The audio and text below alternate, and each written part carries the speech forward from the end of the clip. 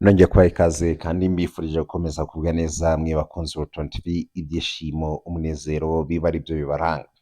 Kuri ubu ngubu ibintu bikomeje kuba bibi mu burasirazuba bwo hagati, n'agatereranzamba ka nyina wa nzamba hagati ya Israel na Iran.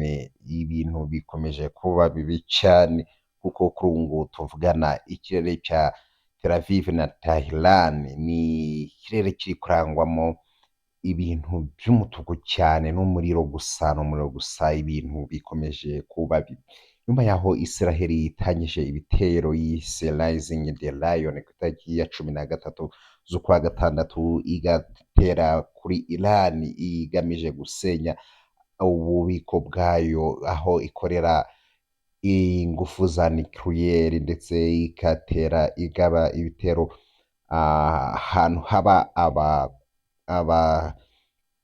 abakora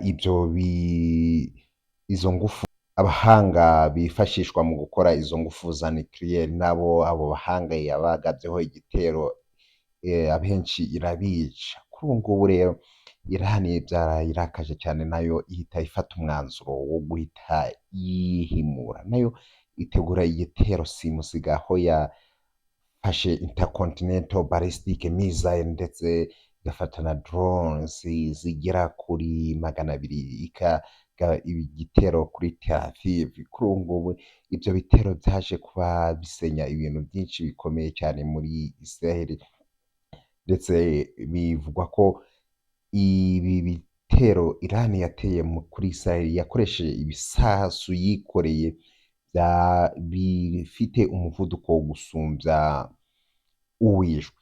Ni ukuvuga ngo ibi bisasu bya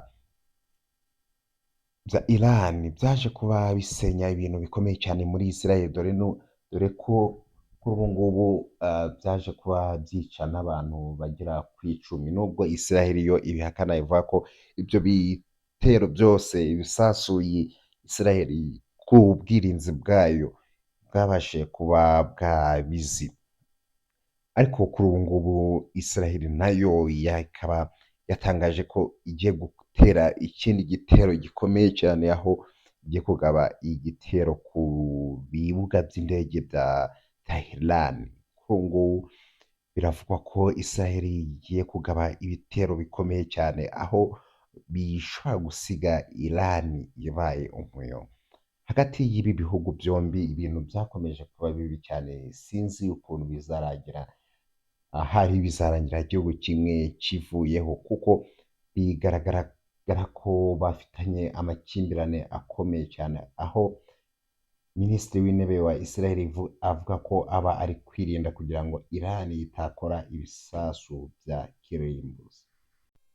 Ibyo nibaza ni ibintu bikomeye cyane, ndibaza se aya makimbirane azashirana ryari? Reka bavandimwe tubasengere bazagire umutekano, bazumvikane, bazakomeze kubana neza, ariko ibi byo guhora barasana bizarangire. Roton TV turi update mu kanya turaza kubaha